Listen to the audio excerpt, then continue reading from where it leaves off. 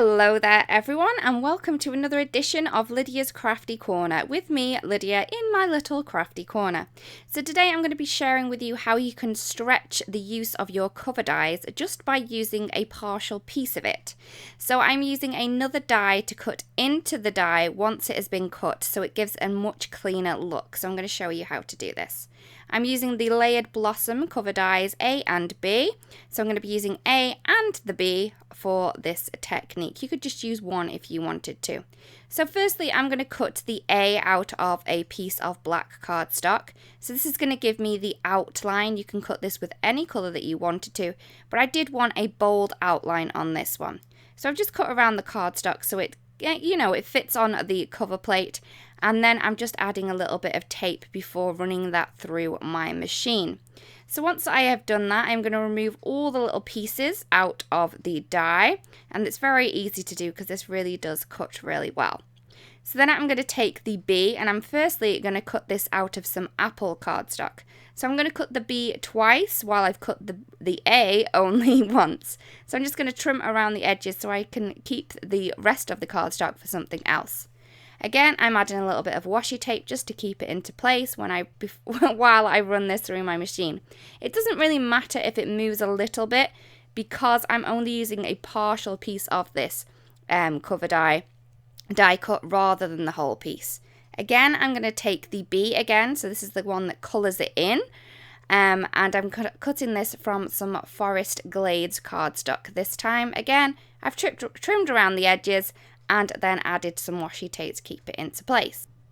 I'm now using the largest heart from Halftone Hearts nesting dies, and I'm cutting this out of some white cardstock. This is going to be the base of my centerpiece, as I'm going to call it from now on, and I'm just going to run this through the machine, and this one really cuts really well because it's just an outline die, so it's really easy to cut. So I'm just going to pop that through.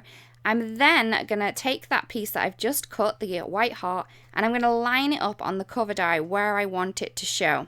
So once I have it into place, I'm then going to take the same heart again, pop it over the heart, remove the white one, and then just add a little bit of washi tape. Now I really don't want this bit to move, so I do add that washi tape down quite firmly before running this through my machine. And then once I have done this, sorry, I couldn't get it in quite well. And once I've done this, that's going to be all of the die cutting on this card complete. The rest we're going to do with our little trusty scissors. So I'm just removing this out of the way, and then I'm going to remove the black piece. I'm then doing this really gently because I don't want any of this to rip. I don't need the outside pieces, but I do need all the pieces within this heart shape. As you can see, when it goes on the top of the white one, it looks really cool, so you could just use it as that if you wanted to. I'm now going to line this up on the red piece just to know which of the pieces I need to get rid of, because I only want to colour in the rose on this piece, not the leaves. So I'm just snipping away the leaf shapes, and it's quite easy to do this. All the elements are there, so it's just a couple of snips, and those leaves are then off, and then I just have the red around the rose part that I need and not the leaves. So I'm not going to be using all of this, so it does create a little bit of waste, but I think that the result that we get at the end is really, really cool, and it's really worth it. So once I've done that, I'm just going to line it up to see if I've got it in the right place, and yes, I do. I don't have any places that I don't want anywhere.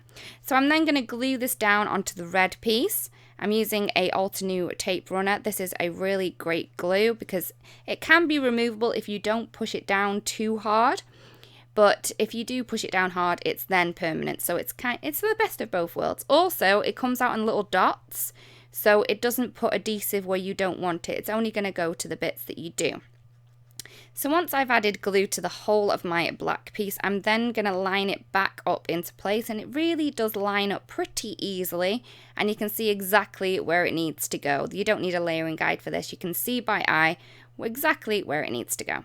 I'm then going to do the same for the green piece, but I want the leaves rather than the rose. You could leave it as it is and then just layer it all on top, but I didn't want any of that green showing through the rose, so I just thought it was easier for me just to trim those leaves off and then just adhere those into place. So because I've already put glue on the back of the whole of the black piece, I can just pop this over the green piece and colour in those leaves simply. So we're not actually doing any colouring, but we have coloured it in. So I'm then going to flip it all over. So this is the back side of the piece, and I'm adding glue all the way over this. In theory, I didn't need to add it all the way because most of it is not going to be on the heart, but I did anyway. It's always to be better safe than sorry, I always say. So I'm then going to line this up over that white heart, get it into place so I can see all the black is within that white heart, and then turn it over and just trim off the edges from behind. This is going to give you a much cleaner look if you do it this way. I always find that it's easier to trim from behind so you get more of an even edge around the edges. So you can see it's quite easy just to go around it. It's not a fiddly shape, a heart, so it's really easy just to trim away those pieces, and then you've got that really cool looking heart shape with the coloured rose. I'm then going to do my sentiment. I wanted a simple sentiment, so I'm just going to stamp this sentiment here onto a piece of black cardstock using some embossing ink and heat set it using some white embossing powder. Sorry, I forgot to say that the stamp set that I've used the sentiment from is the Just Because stamp set. So once I have heat embossed the sentiment, I've just cut it into a strip, and I'm adding some foam tape on the back for a little bit of dimension. I'm just going to add this onto the heart. I'm using the grid lines on my cutting mat just to line everything up to make sure everything is nice and straight. So I've just trimmed it from behind again just to give me a nice clean line. And then I'm going to add some glue tape on the back of this heart to add it onto my card base. So as you can see, it's a really great clean looking card, but we do have that pop of colour from the rose and the leaves with the coloured cardstock. I really do love how this card turned out, and I did create a couple more using the same technique.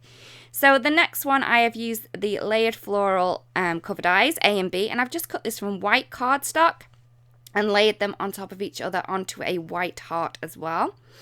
And then nextly, I have used the layered Cityscape. I've cut both of the layers from the layered Cityscape A and B, and then added a background, a coloured background. So this Galaxy one I have done in a previous video, and I will link to it at the end as well. So I really do love how you can get different looks just using the same technique, but just changing up how you do use the dies in different ways. Be that colouring the image, colouring the background, or keeping everything clean and simply white. So that's all my cards for today. I really do hope that you've enjoyed the technique, and also that you give this technique a try. It really does give great results.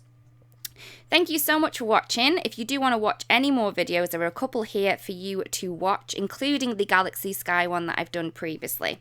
Also, if you don't want to miss out on any videos that we do upload to the channel, it would be great if you did subscribe. Again, thank you for watching, and I'll see you again really soon. Bye-bye.